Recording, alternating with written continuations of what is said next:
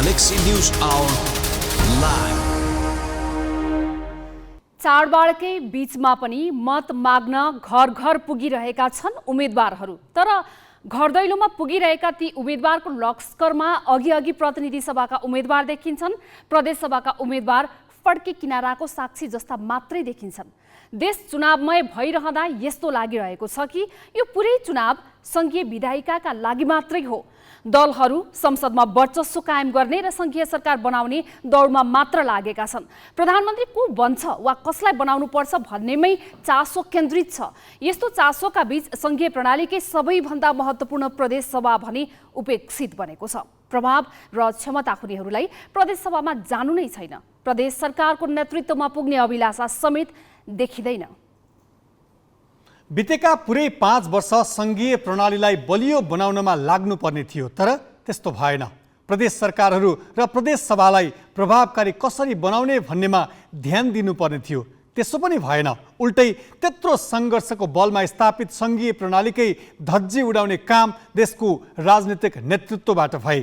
केन्द्रीय सत्ता र शक्तिको खिचातानीमा प्रदेश सरकारलाई पङ्गु बनाउने काम भयो।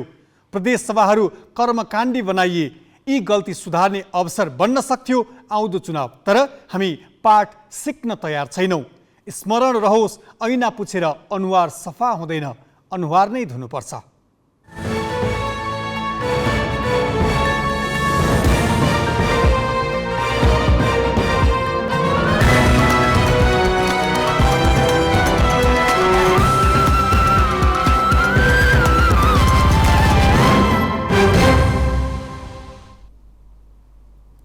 नमस्कार, यो हो गैलेक्सी न्यूज आवर। अब हेडलाइन्स।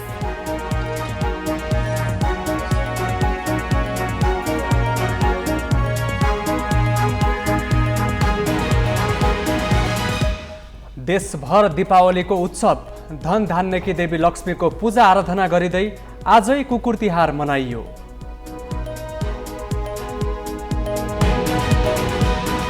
चुनावी प्रचारमा शीर्ष नेताले हेलिकप्टर प्रयोग गरेकोमा निर्वाचन आयोगको गम्भीर चासो, अनुसन्धान गर्न अख्तियारलाई अपिल।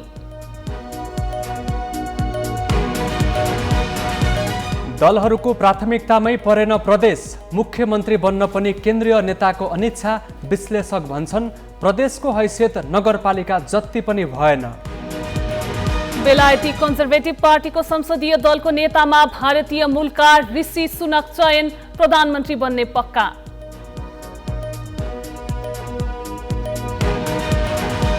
र वर्षाका कारण बीचमै खेल रोकिएपछि टी20 विश्वकप क्रिकेटमा जिम्बाब्वे र दक्षिण अफ्रिकाले अङ्क बाँडे। नेदरल्यान्ड्स बङ्गलादेशसँग 9 रनले पराजित।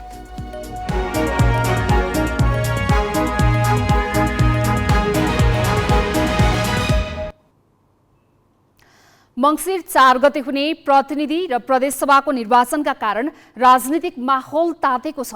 अधिकांश नेता संघीयता बलियो बनाउनु पर्ने भाषण गरिरहेका छन्, तर संघीय ढाँचामा रहेको मुलुकमा भावी केन्द्रीय सरकारमा जानेमा जति रुचि देखियो त्यति रुचि भने प्रदेश सरकारमा देखिएनन्। मुख्यमन्त्री बन्ने सम्भावना बोकेका र केन्द्रमा प्रभाव राख्ने अधिकांश नेताले समेत प्रदेशको मुख्यमन्त्री बन्ने दौडमा रुचि देखाएनन्। अरू त अरू, एकपल्ट मुख्यमन्त्री भइसकेका र फेरि पनि सम्भावना बोकेका केन्द्रीय नेताको रोजाइ पनि सङ्घको नेतृत्वमै देखियो। प्रदेश सरकारको कमजोर प्रदर्शन, केन्द्रीय हस्तक्षेप अनि केन्द्रीय मानसिकता यसको मुख्य कारण ठानिएको छ। कुनै समय नेपाली काङ्ग्रेसका प्रभावशाली नेता गोविन्दराज जोशीले स्वतन्त्र उम्मेदवारी दिने चर्चाले पार्टीभित्रको असन्तुष्टि सम्बोधन गर्नुपर्ने दबावमा थिए। काङ्ग्रेस वरिष्ठ नेता रामचन्द्र पौडेल आफै लड्ने क्षेत्रबाट प्रतिनिधि सभा सदस्य टिकटका लागि युवा नेता गोविन्द भट्टराई र शङ्कर भण्डारी आकाङ्क्षी देखिएपछि पौडेल थप सकसमा परे। जितेमा गण्डकीको मुख्यमन्त्रीसम्मको आश्वासन दिए, तर भण्डारी र भट्टराईले अडान छाडेनन्। पौडेलले क्षेत्र नम्बर 2 मा निश्चित भएका प्रदीप पौडेललाई काठमाडौँ 5 पठाएर भण्डारीलाई प्रतिनिधि सभाकै टिकट दिलाए। अर्का असन्तुष्ट नेता भट्टराईलाई पार्टीकै कोषाध्यक्ष बनाउने सम्मको वचन दिएर पौडेलले राहत पाए। दुवै नेताले प्रदेशको टिकट लिन नमान्नुमा प्रदेशमा खुम्चने चाहना नहुनुलाई कारण ठानिएको छ। हाल गण्डकीका मुख्यमन्त्री कृष्णचन्द्र नेपालीले प्रदेशमा टिकट पाउने सम्भावना हुँदाहुँदै पनि राष्ट्रिय सभाको आश्वासन पाएर चुनावै नलडी बसे। एमालेबाट मुख्यमन्त्रीको सम्भावना बोकेका यस अघिका प्रदेश सरकारका मन्त्री किरण गुरुङ अहिले प्रदेश 2बाट प्रतिनिधि सभा सदस्य निर्वाचन लडेका छन्। यसअघि सङ्घीय मन्त्री बनिसकेका गुरुङले केन्द्रकै राजनीति प्यारो ठान्नु प्रदेशमा केन्द्रीय नेताहरूको अरूचिकै उदाहरण हो।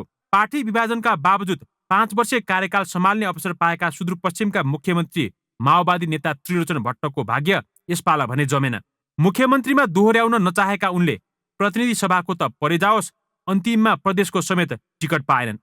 सुदूरपश्चिम प्रदेशकै सम्भावना बोकेका नेताहरू काङ्ग्रेसका रमेश लेखक, एनपी साउद, वीरबहादुर बलायरसँगै एमालेका लेखराज भट्ट अनि नारद मुनि राणाले सङ्घको बाटो रोज्नुमा प्रदेशभन्दा सङ्घ नै बलशाली भएको मानसिकतालाई प्रस्ट्याउँछ। सङ्घीय संरचना भनेको ठुलो अवस्था, सङ्घीय कार्यपालिका भनेको देशव्यापी रूपमा यसले चाहिँ नेतृत्व गर्न पाउँछ। देशव्यापी रूपमा आफूले चाहिँ पुरै देशको सेवा गर्ने अवसर पनि पाउँछु भन्ने दृष्टिकोणलाई ध्यानमा राखेर केन्द्रमै ताक्ने हुनसक्छ। के पनि हुनसक्छ भने बजेट केन्द्रमा बढी हुन्छ, बढी चलान पाउँछु मैले, र प्रदेशमा थोरै बजेट चलान पाउँछ, कम बजेट हुन्छ भन्ने सानो सोचका कारण पनि कहिलेकाहीँ त्यसो हुनसक्छ। गण्डकी र सुदूरपश्चिम प्रदेश जस्तै लुम्बिनी प्रदेशमा पनि फरक अवस्था देखिएन। लुम्बिनीका यसअघिका मुख्यमन्त्री तथा एमालेका महासचिव शङ्कर पोखरेल दाङ 2बाट प्रतिनिधि सभाकै दौडमा छन्। पार्टीले जितेमा मुख्यमन्त्री बन्न समस्या नरहेका उनको पनि सङ्घकै शक्तिमा विश्वास रहेको बुझ्न गाह्रो छैन। बागमतीको अवस्था पनि उस्तै छ। यसअघिका मुख्यमन्त्री एवं एमालेका नेता डोरमणि पौडेलले फेरि प्रदेशकै दौडमा आउनुको साटो राजनीतिबाटै सन्यास लिने घोषणा गरे। सम्भावना बोकेकी अष्टलक्ष्मी साक्यले पनि नयाँ पुस्तालाई पालो दिने भन्दै सोही बाटो रोजिन्। प्रदेश सांसद, सङ्घीय सांसद जस्तै विकासे परियोजना बाँड्ने, ठेक्कापट्टा गर्ने, विकासको कुरा मात्रै गर्ने भयो। प्रादेशिक नीतिहरूमा र मान्यताहरूमा यसले काम गर्न सकेन। र दोस्रो एउटा प्र्याक्टिकलिटी चाहिँ के भयो भने केपी ओलीजी प्रधानमन्त्री हुँदाखेरि प्रदेशका मुख्यमन्त्रीहरू केपी ओलीका पार्टीका अलिकति हुँदाखेरि, नेकपाका हुँदाखेरि त्यो प्रदेशले कन्ट्रडिक्सन गर्नै सकेनन्। सङ्घीय मन्त्री चाहिँ धेरै ठुलो मानियो। आखिर प्रादेशिक मुख्यमन्त्रीको हातमा त शिक्षा, स्वास्थ्य, रोजगारी, पर्यटनदेखि सब कुरा हुन्छ। तर यहाँको एउटा मन्त्रीभन्दा प्रादेशिक मुख्यमन्त्रीलाई सानो मानियो। तर प्रदेशको मुख्यमन्त्री भनेको चाहिँ आफ्नो प्रदेशको अहिलेको राजकीय सबभन्दा ठुलो टिम लिडर हो सङ्घीय मन्त्रीभन्दा।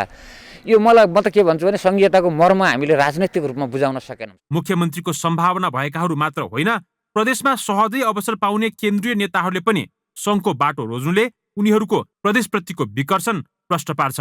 प्रदेश ब्युरोहरूको सहयोगमा पवन पौडेल, ग्यालेक्सी फोके, काठमाडौँ। संविधानले सङ्घ, प्रदेश र स्थानीय तहलाई स्वायत्त निकायको मान्यता दिएको छ। स्थानीय तहमा निर्वाचित भएका प्रमुख र उपप्रमुखले नै पालिकाको नेतृत्व गर्छन्। अझ यसलाई स्पष्ट रूपमा भन्दा स्थानीय तहको प्रमुख नै कार्यपालिका प्रमुख हुन्छ। तर सङ्घ र प्रदेशमा भने संसदबाट प्रधानमन्त्री र मुख्यमन्त्री चयन हुने व्यवस्था छ। सङ्घमा निर्वाचनपछि कसलाई प्रधानमन्त्री बनाउने भनेर खाका स्पष्ट पारिसकेका दलहरूले प्रदेशमा भने प्राथमिकतामा यो पारेका छैनन्। चाहे गठबन्धन दल हुन् वा नेकपा एमाले, अहिलेसम्म कुन प्रदेशमा कसलाई मुख्यमन्त्री बनाउने भनेर स्पष्ट पार्न सकेका छैनन्। आसन्न निर्वाचनका लागि यति बेला सबै दल 7 प्रदेशमा चुनावी अभियानमा छन्। केन्द्रमा नेकपा एमाले अध्यक्ष केपी शर्मा ओली, नेपाली काङ्ग्रेसले सभापति शेरबहादुर देउवा र नेकपा माओवादी केन्द्रले अध्यक्ष पुष्पकमल दाहाललाई प्रधानमन्त्रीका रूपमा अघि सारिसकेका छन्। प्रदेशमा भने दलहरूले चासो नै देखाएका छैनन्। कसको नेतृत्वमा सरकार बन्छ भन्ने यकिन नहुँदा आफ्नालाई विजयी बनाउन मात्र भोट मागिरहेका छन्। मलाई अहिले पार्टीले प्रदेश सभामा सदस्य पदमा उठ्नु जिम्मेवारी दिएको छ। कानुन त विधान त जानेको कुरा थियो, तर जनजनमा यो तपाईँले भनेको चर्चा मैले सुनेको छु। यति मात्रै म भन्न चाहन्छु कि हाम्रो पार्टीले बहुमत प्राप्त गरेपछि उपयुक्त व्यक्तिलाई हामी मुख्यमन्त्री बनाउँछौँ। 6वटा प्रदेशमा मुख्य दलका रूपमा रहेका एमाले, काङ्ग्रेस र माओवादी तथा मध्य प्रदेशमा बलियो देखिएका जनता समाजवादी पार्टी र लोकतान्त्रिक समाजवादी पार्टीका उम्मेद्वारले आफू खुसी मुख्यमन्त्री अब म हुने हो भन्न थालेका छन्। त्यसका लागि आफू योग्य भएको दाबी पनि गरिरहेका छन्। तर दलहरूले भने प्रदेशमा कसलाई मुख्यमन्त्री बनाउँदा उपयुक्त हुन्छ भनेर निर्णय गर्न सकेका छैनन्। सबै दलको चासो र चिन्ता केन्द्रमै केन्द्रित हुँदा कतै प्रदेशलाई हेर्ने दृष्टिकोण नै हेपाहा त होइन भनेर प्रश्न उठ्ने गरेको छ। आफ्नो जित सुनिश्चित गर्न दलहरूले सकेसम्म बल र बुद्धि प्रयोग गरेका छन्। एमाले मध्य प्रदेशमा जसपासँग चुनावी तालमेल गर्दा काङ्ग्रेस, माओवादी केन्द्र, नेकपा एकीकृत समाजवादी र लोसपाले पनि गठबन्धन गरेर जित सुनिश्चित गर्न लागि परेका छन्। एमाले मात्र होइन गठबन्धनमा आबद्ध दलहरूले पनि कसलाई मुख्यमन्त्री बनाउने भन्ने निर्क्योल गर्न सकेका छैनन्। अब एउटा कुरा के भने गठबन्धनको संस्कारमा सामान्य अलिकति गडबड भयो। त्यो चाहिँ के छ भने अब जो मुख्यमन्त्री हुने मान्छेको अलिकति हल्का नियत खराब भएको हो। त्यसले चाहिँ के छ भने जे राम्रोको लागि हुन्छ अरे के, जे हुन्छ राम्रोको लागि हुन्छ। हिजो केही समय 6 महिनाको लागि हुन्थ्यो भने अब अलि लामो समयको लागि मुख्यमन्त्री हुने कुरामा प्रक्रियामा अहिले यहाँ भएको काङ्ग्रेसले चाहिँ प्रदेश सभामा लिएको सिट सङ्ख्या 40 जना हाम्रो भएको हुनाले हामी लिड गर्छौँ र हामी हुन्छौँ। आफ्नो क्षमता देखाएर उम्मेद्वारले मुख्यमन्त्रीको दाबी गर्नु अस्वाभाविक होइन, तर दलीय व्यवस्थामा कसलाई मन्त्री र कसलाई मुख्यमन्त्री बनाउने भन्ने विषयमा दलले नै निर्णय गर्छन्। प्रदेशको हकमा त्यसो गरिएको छैन। प्रदेश संरचनाको विषयमा बेला बेला प्रश्न उठ्ने गरेकामा दलहरूले पनि उपेक्षा गरेको प्रश्न हुन्छ। साथै प्रदेशबाट प्रदेश ब्युरोका साथ बासु खड्का, ग्यालेक्सी फोके, काठमाडौँ। संघीयता कार्यान्वयनपछि दोस्रो पटक देश प्रदेश तथा प्रतिनिधि सभा निर्वाचनमा होमिएको छ। यति बेला देश निर्वाचनमय बनेको छ, तर आसन्न आम निर्वाचनमा शीर्ष तहका नेताको रोजाइमा प्रदेश भने परेनन्। त्यति मात्र होइन, ठूला दलहरूमा भावी प्रधानमन्त्रीको चर्चा सुरु हुँदा पनि प्रदेशको नेतृत्वबारे पनि कहीँ कतै चर्चा सुरु भएको छैन। मुख्यमन्त्रीका रूपमा कुनै पनि दलले कसैलाई अघि सार्न नसक्नुका पछाडि के कारण हुन सक्छ? ग्यालेक्सी संवाददाता सृजना घिमिरेले राजनैतिक विश्लेषक पुरुषोत्तम दाहाललाई सोधेकी छन्। प्रति खासै मान्छेहरूमा अझै जिज्ञासा पैदा भएको छैन। अहिले पनि सङ्घीयलाई ज्यादा महत्त्व दिने काम गरिराखेको छ कि सङ्घीयलाई छ कि तल स्थानीय सरकारलाई छ।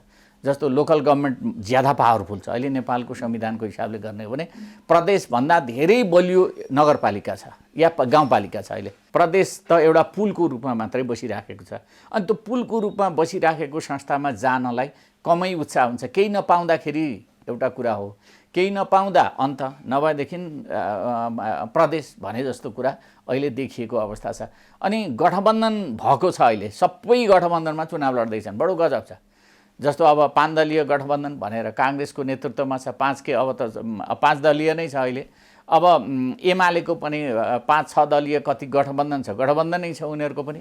अनि त्यो गठबन्धनभित्रका मान्छेहरूले आफूले म बन्न सक्छु भन्ने उनीहरूले दाबी गरेर पनि हुँदैन। अहिले म अब मुख्यमन्त्रीको दावेदार हुँ भन्नलाई त उसको पार्टीले त्यो क्षेत्रमा बहुमत ल्याउने स्थिति हुनु पर्यो। पहिलो कुरा त्यो देखिँदैन। कुनै हालतमा एउटा दलले बहुमत ल्याउँदैन कुनै पनि प्रदेशमा, किन स्वाभाविक रूपमा उहाँहरू चाहिँ गठबन्धनमा गइरहनु भएको छ। दोस्रो कुरा के हो भने विचार र सिद्धान्त नमिलेको गठबन्धन छ। यो सिद्धान्तहीन गठबन्धन भन्छु म यसलाई। अहिले नेपालको राजनीतिमा चुनावमा जनतालाई दसैँको त्यो खसीको मासु, तँलाई एक बिसौली, तँलाई एक धार्नी, तँलाई यो भनेर बाँडे चाहिँ गरेर त अमुक पार्टीलाई यो क्षेत्रका जनता, अमुक पार्टीलाई यो क्षेत्रका मतदाता, अमुक पार्टीलाई यो क्षेत्रका मतदाता भनेर जुन शैलीमा बाँड्ने काम गरिएको छ, त्यो बाँड्ने कामले गर्दाखेरि राजनीतिक नेतृत्व आफूलाई विश्वासका साथ उभ्याउन सकिरहेको छैन। देश संघीयतामा गएपछि पनि प्रदेशहरू उपेक्षामा पर्नुको मूल कारण दल र तिनका नेता केन्द्रीकृत मानसिकताबाट अझै मुक्त छैनन् भन्ने बलियो उदाहरण हो। संविधानले प्रदत्त गरेका अधिकार हस्तान्तरण गर्दै प्रदेशलाई बलियो बनाउन केन्द्र सरकारले जति ढिलाइ गर्छ त्यति प्रदेशप्रतिको आकर्षण बढ्न सक्दैन। अब केही न्युज संक्षेपमा। निर्वाचन आयोगले प्रधानमन्त्री तथा मन्त्रीहरूले हेलिकप्टर तथा अन्य सरकारी स्रोत साधन प्रयोग गरेको प्रति आपत्ति जनाएको छ। निर्वाचन प्रचार प्रसारमा सरकारी स्रोत साधनको प्रयोग निर्वाचन आचार संहिता प्रतिकूल भएको र अख्तियारको पनि दुरुपयोग गरेको भन्दै आयोगले निगरानी तथा अनुसन्धानका लागि अख्तियार दुरुपयोग अनुसन्धान आयोगलाई आग्रह गरेको छ। निर्वाचन आयोगले प्रधानमन्त्री लगायत मन्त्रीहरूले हेलिकप्टर प्रयोग गरी विभिन्न क्षेत्रमा पुगेर चुनावी प्रचार गरेको भन्दै चढेको हेलिकप्टर खर्च कसले बेहोर्छ भनी सरकारलाई प्रश्न गरेको छ। आयोगले एक विज्ञप्ति प्रकाशित गर्दै यसबारे जवाब दिन प्रधानमन्त्री तथा मन्त्री परिषदको कार्यालयलाई पत्र पठाएको छ। प्रधानमन्त्री र मन्त्रीहरूको यस्तो कार्यले अख्तियारको समेत दुरुपयोग गरेको भन्दै अख्तियार दुरुपयोग अनुसन्धान आयोगलाई समेत अनुसन्धान गर्न आग्रह गरेको हो।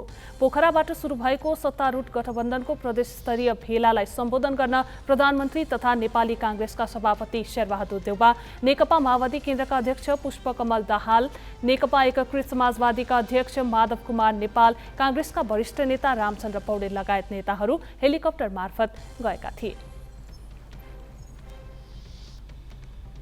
निर्वाचन आयोगले सुनसरी क्षेत्र नम्बर 3 मा एमालेबाट प्रतिनिधि सभा सदस्य उम्मेद्वार भगवती चौधरीलाई स्पष्टीकरण सोधेको छ। चौधरीले कार्यकर्ता भेटघाटका क्रममा दिएको अभिव्यक्तिलाई लिएर आयोगले स्पष्टीकरण सोधेको हो। विपक्षीलाई गोली ठोक्ने छु धम्की दिएको भन्दै 24 घण्टाभित्र जवाब दिन भन्दै पत्र पठाएको हो। आयोगले चौधरीको अभिव्यक्तिले निर्वाचन आचार संहितामा कुनै प्रकारले निर्वाचनको स्वच्छता वा निष्पक्षतालाई प्रभावित गर्ने गरी कुनै कार्य गर्न नहुने व्यवस्थाको उल्लङ्घन गरेको बताएको छ। यमपञ्चक अर्थात् तिहारको दोस्रो दिन आज धन धान्य एवं ऐश्वर्याकी देवी लक्ष्मीको पूजा आराधना गरी मनाइँदैछ। घर घरमा सफा सुग्घर गर्दै लिपपोत गरेमा लक्ष्मीले बास गर्छिन् भन्ने मान्यता अनुसार आज घर घरमा आँगनदेखि मूल ढोका हुँदै लक्ष्मी स्थापना गरेको पूजा कोठासम्म गाईको गोबर र रातो माटोले लिपपोत गरिएको छ। मूल ढोकादेखि चामलको पिठो र अबिरले लक्ष्मीको पाइला बनाई लक्ष्मीको स्वागत गरिएको छ। आज घरमा झ्याल, ढोका, चोटा, कोठा, सङ्घार, कौसी, अटाली र भर्याङ लगायतमा सरसफाइ गरी दीपावली गरिएको छ। लक्ष्मी पूजा गरिने आजको रातलाई सुखरात्रि पनि भनिन्छ।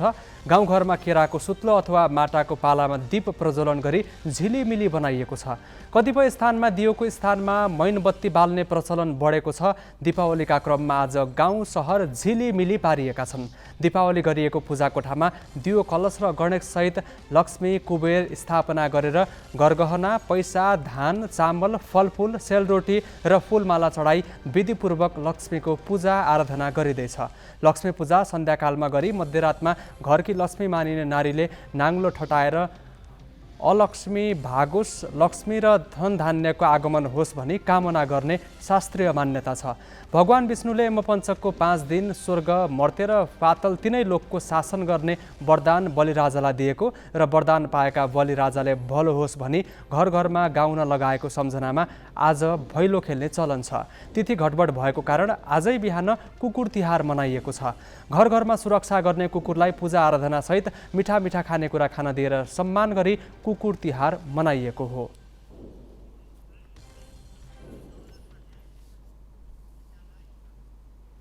बाँकी प्रसङ्ग नवराज पाण्डेबाट। लक्ष्मी पूजाको दिन आज घर, पसल र कार्यालय झिलिमिली बनाइएको छ। पहिले माटोको दियो बालेर तिहार मनाउने प्रचलन थियो भने विद्युतको पर्याप्तता भएपछि विद्युतीय बत्तीले गाउँ सहर झिलिमिली बनाउने क्रम बढ्दो छ।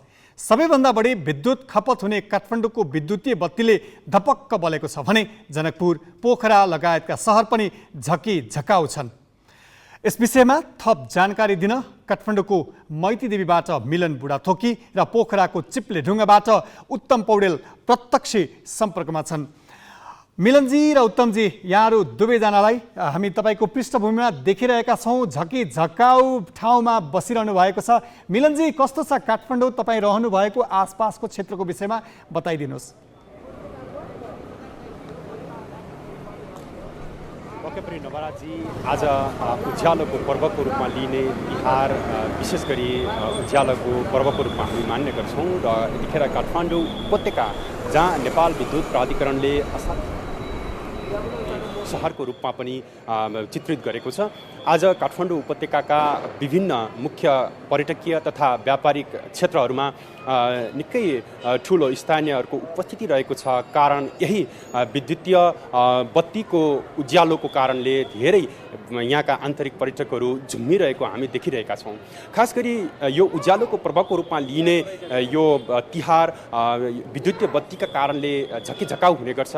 परम्परागत रूपमा दियोमा तेल लगाएर जुन किसिमले उज्यालो हामीले लिने प्रचलन थियो, तिहार मनाउने प्रचलन थियो, त्यो बिस्तारै क्रमिक रूपमा नेपालमा विद्युतको असाध्य धेरै उत्पादन हुने र अझ भनौँ पछिल्लो समय त विद्युत प्राधिकरणले भारतमा समेत विद्युत खपत पनि गर्ने गरेको छ। यस कारणले पनि नेपालमा बिस्तारै चीनबाट र भारतबाट आउने यो विद्युतीय बत्तीको ठुलो भोलमले गर्दाखेरि यतिखेर सहज रूपमा व्यक्तिका घर, कार्यालय त्यसै गरी विभिन्न पसलहरूमा झकिझक्का हुने गर्छ।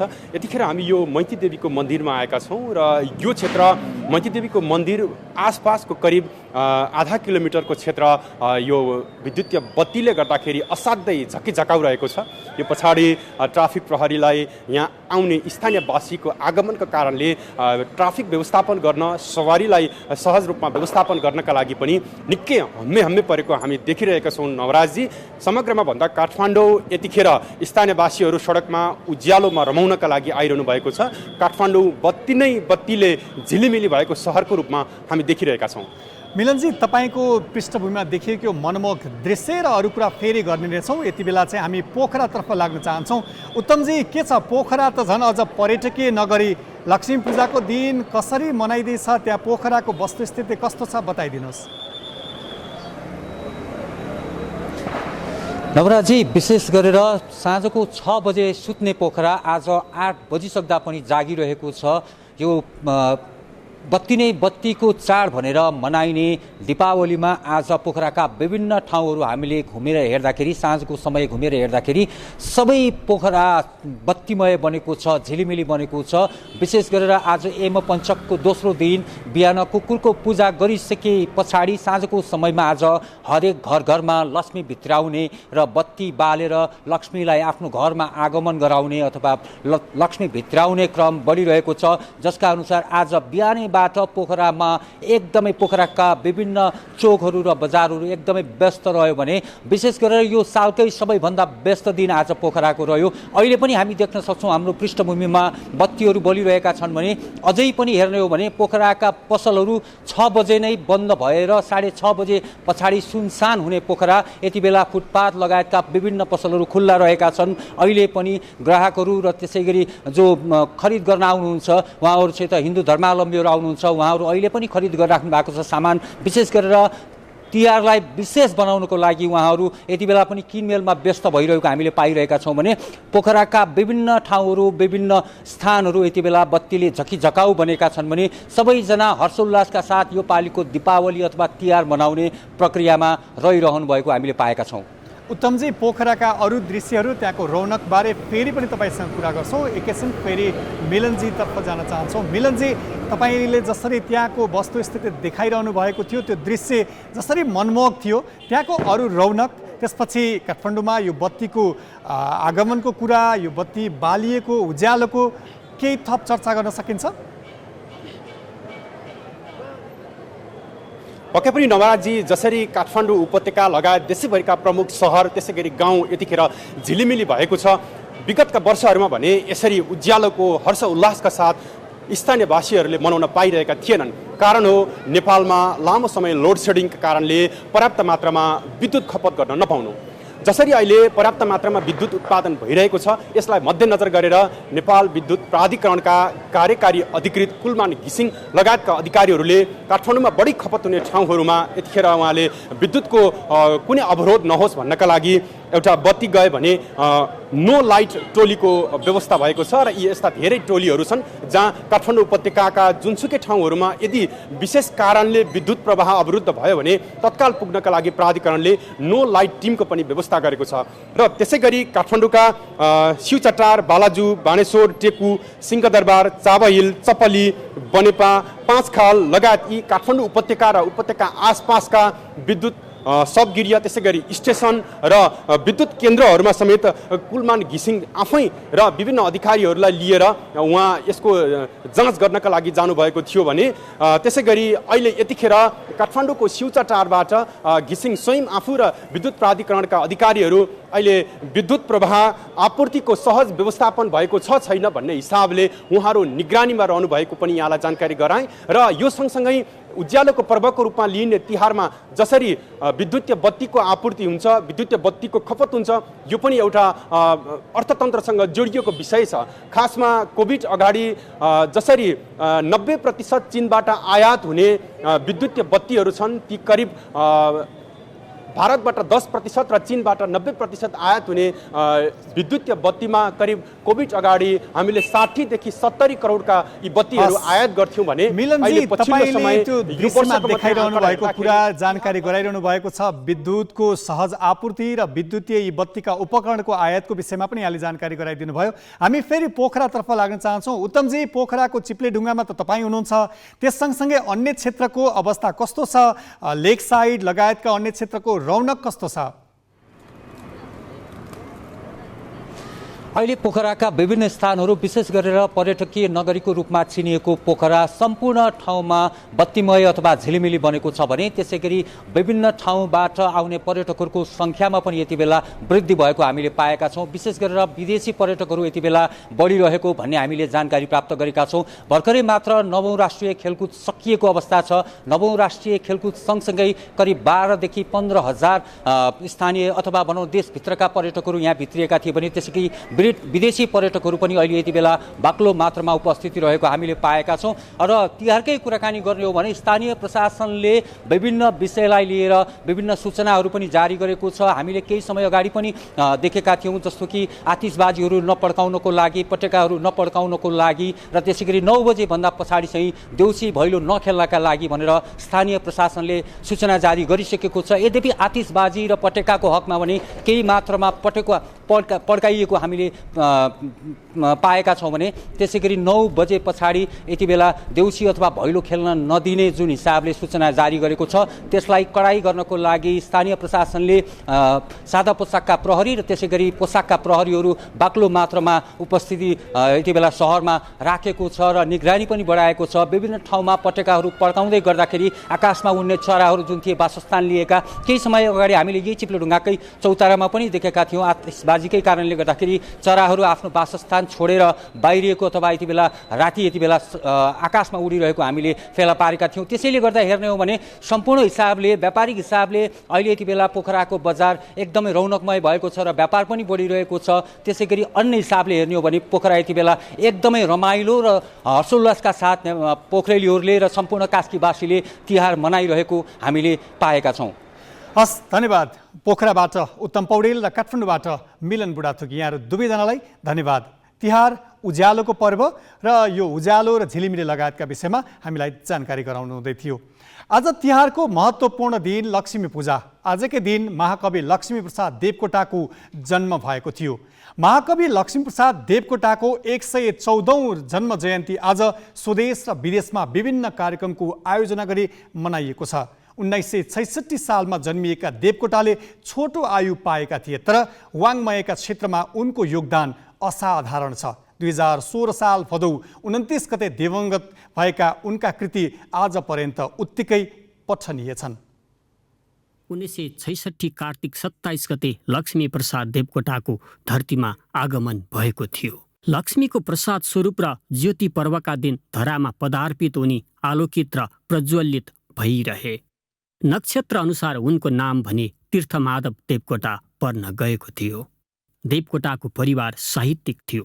उनी बालकैदेखि साहित्यिक साधनामा दत्तचित्त रहे। उनी नेपाली साउँ अक्षरसँग कहिले साक्षात्कार भए त्यसको यकिन तिथि कसैलाई थाहा छैन।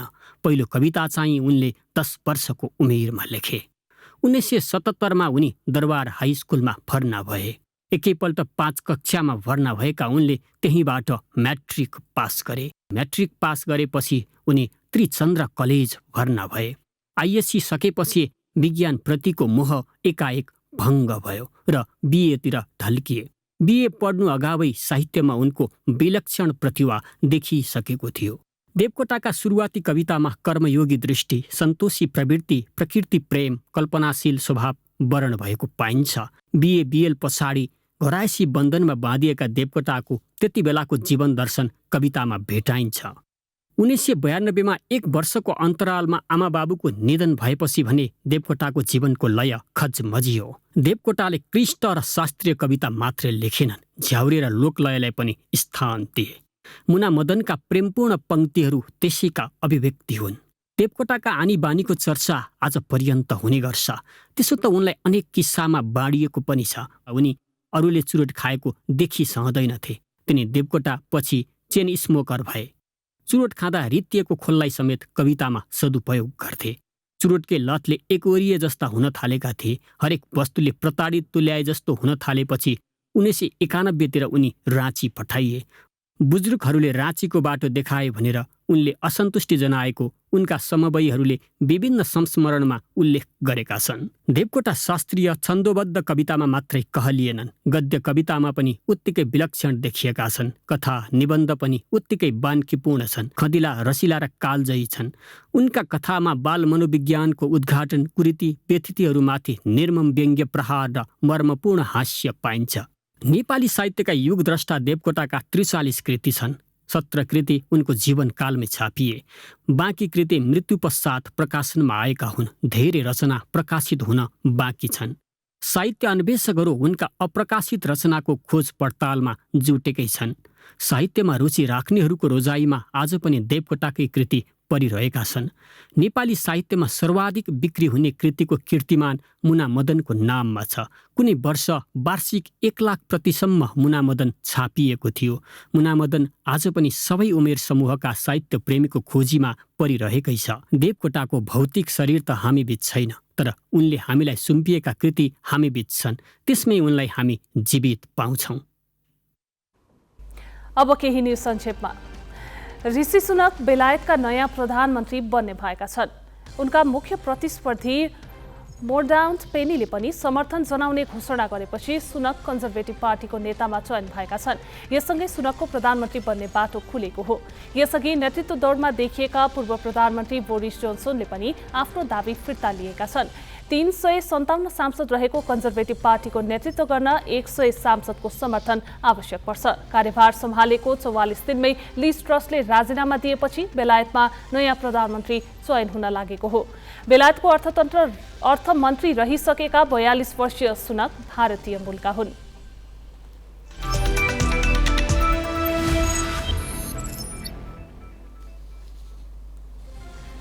आइसिसी टी20 विश्वकपमा बङ्गलादेशले विजयी सुरुवात गरेको छ। बङ्गलादेशले नेदरल्यान्ड्सलाई 9 रनले हराउँदै पहिलो जित निकालेको हो। अस्ट्रेलियाको होबार्टमा टस हारेर पहिला ब्याटिङको निम्तो पाएको बङ्गलादेशले निर्धारित 20 ओभरमा 8 विकेट गुमाउँदै 144 रन बनायो। बङ्गलादेशका युवा ब्याटर आफिफ हुसैनले 28 बलमा 2 चौका र 2 छक्का सहित सर्वाधिक 38 रनको योगदान दिए। बलिङमा पवल भेन र वास्डेले 2-2 विकेट लिए। 145 रनको जवाफी लक्ष्य पक्ष्याएको नेदरल्यान्ड 20 ओभरमा 135 रनमा अलआउट भयो। कोलिन एकरम्यानले 48 बलमा 6 चौका र 2 छक्का सहित सर्वाधिक 62 रन बनाए। अन्य खेलाडी क्रिजमा टिक्न सकेनन्। बलिङमा तालिम अहमदले शानदार प्रदर्शन गर्दै 4 विकेट लिए। जितसँगै बङ्गलादेशले 2 अङ्क जोडेको छ। जिम्बाब्वे र दक्षिण अफ्रिका बीचको खेल वर्षाको कारण नतिजा विहीन बनेपछि अङ्क बाँडेका छन्। स्थानीय निर्वाचनमा कतिपय तहमा आफ्नै नेता कार्यकर्ताबाट सहयोग नपाएका सत्तारूढ दलहरू अहिले गठबन्धनको औचित्य पुष्टि गर्ने जोडबल गरिरहेका छन्। उनीहरूले एक साता प्रदेश स्तरीय भेला गरेर कार्यकर्ता फकाउने प्रयास गरेका छन्। यस सम्बन्धी प्रसङ्ग स्मृति मल्लबाट। स्थानीय निर्वाचनमा जस्तै सत्ता साझेदार दलहरू यसपटक पनि वाम लोकतान्त्रिक गठबन्धनका नाममा तालमेल गरेरै प्रतिस्पर्धामा उत्रिएका छन्। तर स्थानीय निर्वाचनमा गठबन्धन भित्रै घात प्रतिघात भएको निष्कर्ष निकालेका उनीहरू एकसाता प्रदेश पुगेर कार्यकर्ता फकाउनमै व्यतीत गरे। गठबन्धन दलकै कार्यकर्ताले अर्को दलका उम्मेदवारलाई नसघाउने डरले नै हुनुपर्छ। शीर्ष नेतृत्व नै दौडामा निस्किए। प्रशिक्षण कार्यक्रम भनिए पनि हरेक प्रदेशका कार्यकर्ता भेलामा काङ्ग्रेस सभापति शेरबहादुर देउवादेखि माओवादी अध्यक्ष पुष्पकमल दाहाल र एकीकृत समाजवादीका अध्यक्ष माधव कुमार नेपालसम्म गठबन्धनको औचित्य पुष्टि गर्न प्रयासरत रहिरहे। गत 27 गते गठबन्धनको बैठकले गरेको निर्णय अनुसार 4 गते पोखराबाट सुरु भएको सत्ता गठबन्धनको भेला आज काठमाडौँमा सम्पन्न भएको छ। 7 दिनमा 7 प्रदेशका 7 सहरमा गरेका हरेक भेलामा गठबन्धनका शीर्ष नेता कार्यकर्ता फकाउनमै व्यस्त रहे। उनीहरूले कार्यकर्तालाई गठबन्धन गरेर निर्वाचनमा जानुको औचित्य पुष्टि गर्ने अधिकांश समय खर्च गरे।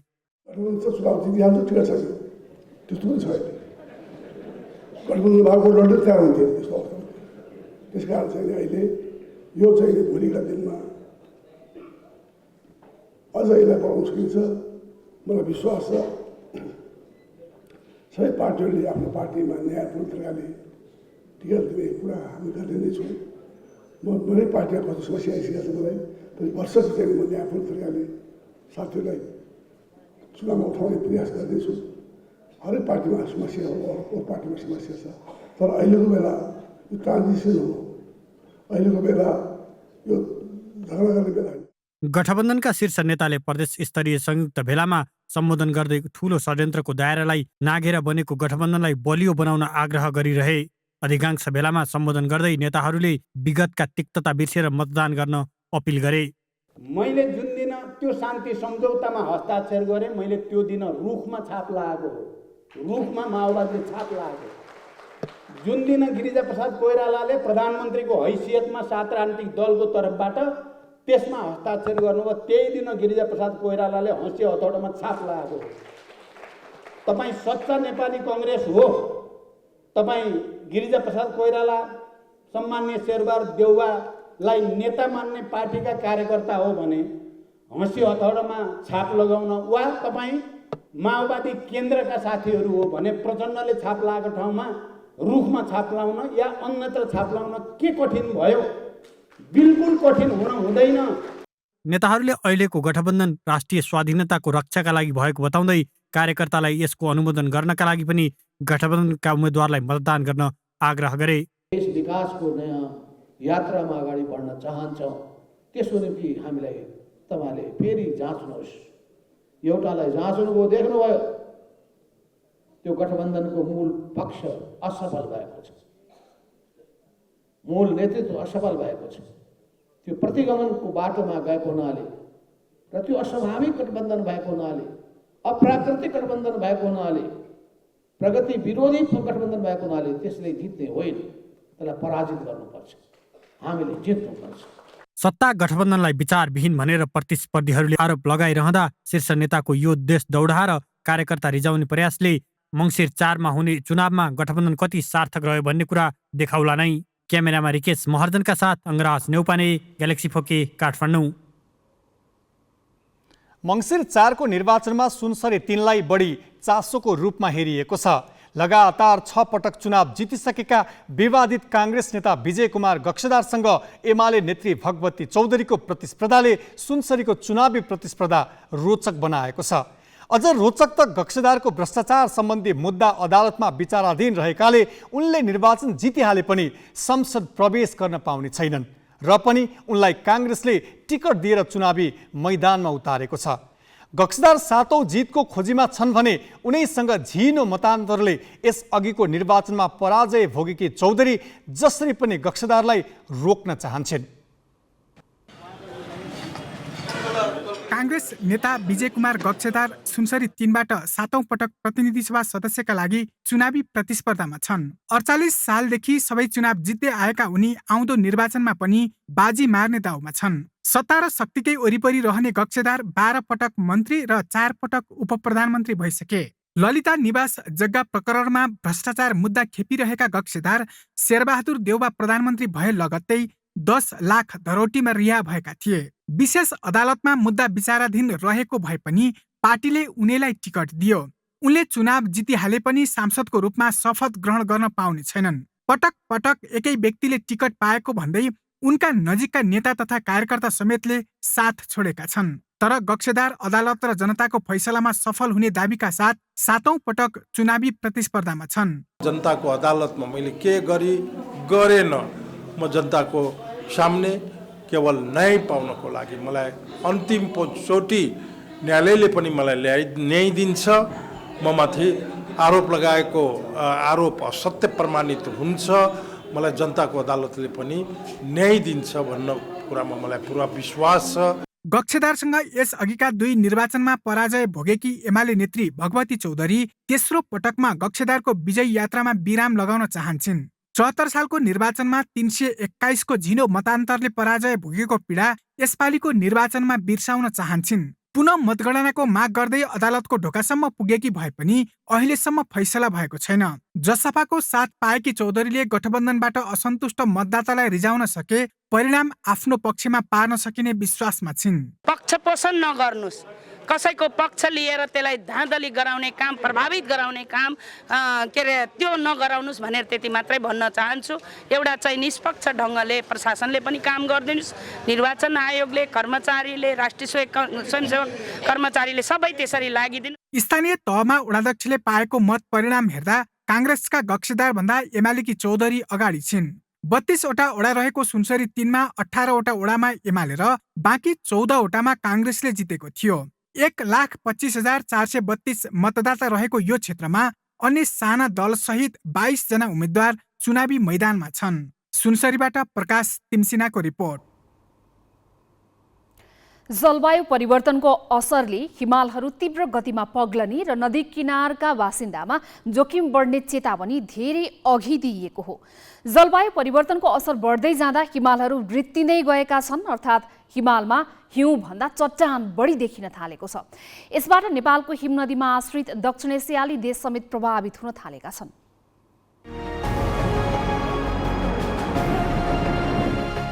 जलवायु परिवर्तनले नेपालका हिमालमा सोझै असर पार्दा हिमताल विस्फोटको जोखिम बढ्दै गएको छ। अन्तर्राष्ट्रिय एकीकृत पर्वतीय विकास केन्द्र इसिमोड र संयुक्त राष्ट्रसङ्घीय विकास कार्यक्रम UNDP ले गरेको अध्ययनले 3624 वटा हिमतालको पहिचान गरेको छ। ती मध्ये नेपालका 21, भारतका 1 र चीनको तिब्बतका 25 गरी 47 हिमताल विस्फोटको उच्च जोखिममा छन्। जलवायु परिवर्तनको असरले नेपालका अन्नपूर्ण, लाङटाङ र खुम्बु क्षेत्रका हिमनदी सुक्दै गएको अध्ययनमा उल्लेख छ। हिमाली क्षेत्रको तापक्रम वृद्धि दर विश्वको औसत भन्दा 0.7 डिग्री सेल्सियससम्म बढी छ।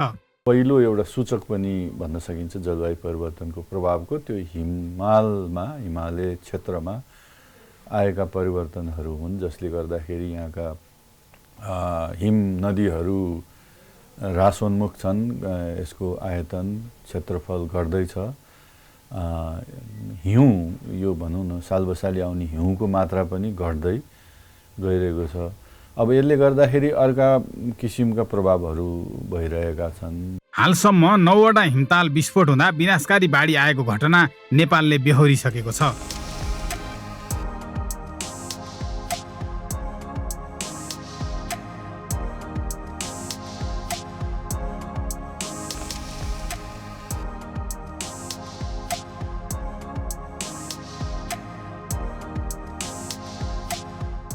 हिमताल विस्फोट हुँदा तल्लो तटीय क्षेत्रका बासिन्दा बढी प्रभावित हुने गरेका छन्। हिमाली भूभागमा परेको विभिन्न अध्ययन अनुसन्धानले देखिएको छ र अहिले तपाईँले उठाउनु भएको जस्तै हामीले विगतका डेटाहरू कम्पेयर गरियो भने रिसेन्ट डिकेड्समा यसको असर अझ बढी देखिएको छ। मुख्य गरेर यी हिमवत खण्ड अथवा एसकेएस रिजनका ग्लेसियरहरू बढी इम्पोर्टेन्ट 3टा कारणले छन्। एउटा वाटर, अर्को water for drinking, water for irrigation र अर्को वाटर इनर्जी। खुम्बु क्षेत्रको इम्जा हिमताल विस्फोट भएमा 97,000, छोरोल्पा हिमताल विस्फोट भए 1,41,000 र गण्डकी जलाधारको ठुलागी हिमताल विस्फोट भए 1,65,000 मानिस प्रभावित हुने प्रतिवेदनले देखाएको छ। मौसम परिवर्तनको अत्यधिक प्रभावका कारण नेपालमा हरेक वर्ष औसत 333 जनाको ज्यान जाने गरेको छ भने 2.25 अर्ब भन्दा बढी क्षति भइरहेको छ। जलवायु परिवर्तनको असर न्यूनीकरण गर्न अध्ययन अनुसन्धानका साथै विभिन्न तालिम पनि आयोजना भइरहेका छन्। Chinese academy of sciences, Tribhuvan विश्वविद्यालय, केन्द्रीय जल तथा मौसम विज्ञान विभाग र institute of research for development फ्रान्सको सहकार्यमा अध्ययन तथा तालिमहरू हुने गरेका छन्, तर ती तालिमको प्रभावकारिता देखिएको छैन। क्यामेरामा साधुराम लामिछानेका साथमा काठमाडौँबाट गोविन्द कुँवरको रिपोर्ट।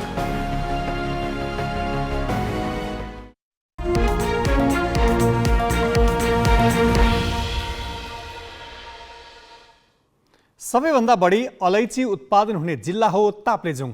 यहाँ वार्षिक 24 देखि 2800 टन अलैँची उत्पादन हुन्छ। ताप्लेजुङका 61 वटा वडा मध्ये ओलङचुङ गोला बाहेक सबै वडामा अलैँची खेती गरिन्छ। यति बेला बारीका कान्लादेखि खोल्सीका सेपिलो ठाउँ तथा बगानमा अलैँची पाकिरहेका छन्। पाकेको अलैँची टिप्न एक दिन मात्रै ढिला भए चरा र मुसाले क्षति पुर्याउने भएकाले किसानलाई अलैँची भित्र्याउन चटारो छ। यति बेला तिहारको रौनक छाइरहेका बेला ताप्लेजुङका ग्रामीण भेगका किसान भने अलैँची थन्काउन व्यस्त छन्। कतिपय किसानले अलैँची टिपेर सुरक्षित गरिसकेका छन्, कतिपयले भने आलो पालो गरेर टिप्ने व्यवस्था मिलाएका छन्। बगानमा अलैँची टिप्न किसानलाई बिहानदेखि बेलुकासम्मै भ्याइ नभ्याइ छ। कतिपय गाउँका किसानका आँगनभरि अलैँची थुपारिएको छ। कतै घर नजिक त कतै बगानमै बनेको भट्टीमा अलैँची सुकाउने काम भइरहेको छ। यसले अलैँची टिप्ने किसानको व्यस्ततालाई देखाउँछ। सके तिहार अघि नै अलैँची टिपिसक्ने, नसके बगानको अलैँची पनि रेखदेख गरेर तिहार मनाउने सुरसारमा किसान छन्। अब आउँछ 10 बजे अनि 5 बजीसम्म सघाउँछ अनि छुट्टी हुन्छ अनि भरे 6 बजी गएर फेरि सघाउनु आउँछ छर्याउनु अनि छर्याउनु परामा लाउँछौँ परा फोर्ने त्यति नै हो। अनि तिहार मनाउनु अब देउसी खेल्नु त अब त्योभन्दा पछाडि। अलैँची औलबाट पाक्न सुरु हुन्छ। पाकेको अलैँचीको थुङ्गाबाट दाना सजिलै छोडिने भएकाले एक दिन मात्र ढिला गरे धेरै नोक्सानी बिहोर्नुपर्छ। टिपेको अलैँची छोडाउनु पर्ने, नछोडाएमा वा छोडाएको दाना त्यत्तिकै छाडेमा कालो पस्ने खतरा हुन्छ।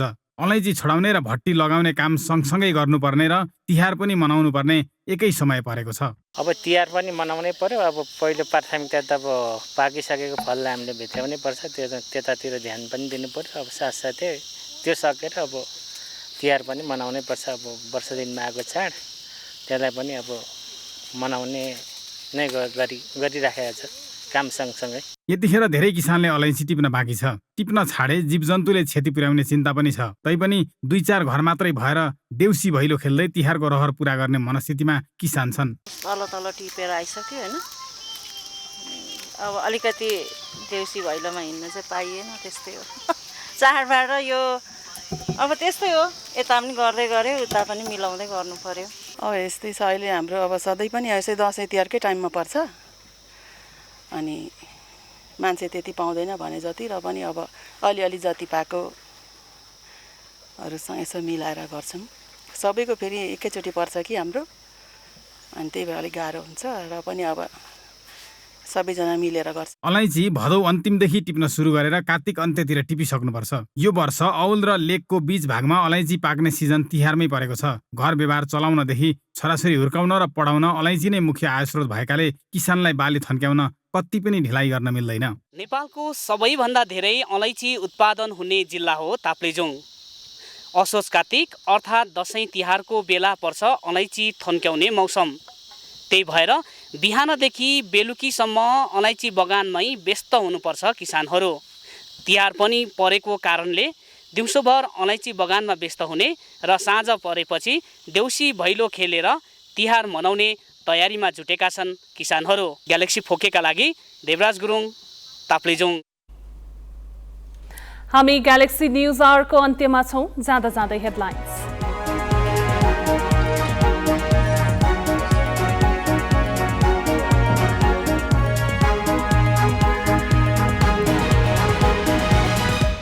देशभर दीपावलीको उत्सव, धन धान्यकी देवी लक्ष्मीको पूजा आराधना गरिँदै आजै कुकुर तिहार मनाइयो।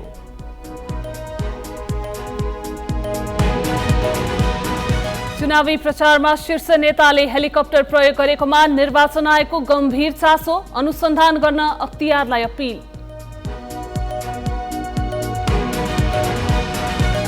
दलहरूको प्राथमिकतामै परेन प्रदेश, मुख्यमन्त्री बन्न पनि केन्द्रीय नेताको अनिच्छा, विश्लेषक भन्छन् प्रदेशको हैसियत नगरपालिका जति पनि भएन। बेलायती कन्जर्भेटिभ पार्टीको संसदीय दलको नेतामा भारतीय मूलका ऋषि सुनक चयन, प्रधानमन्त्री बन्ने पक्का।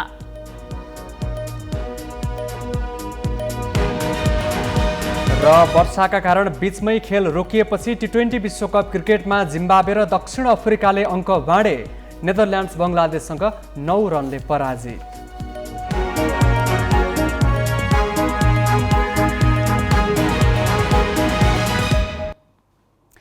आजलाई ग्यालेक्सी न्युज आवर सकियो। नमस्ते।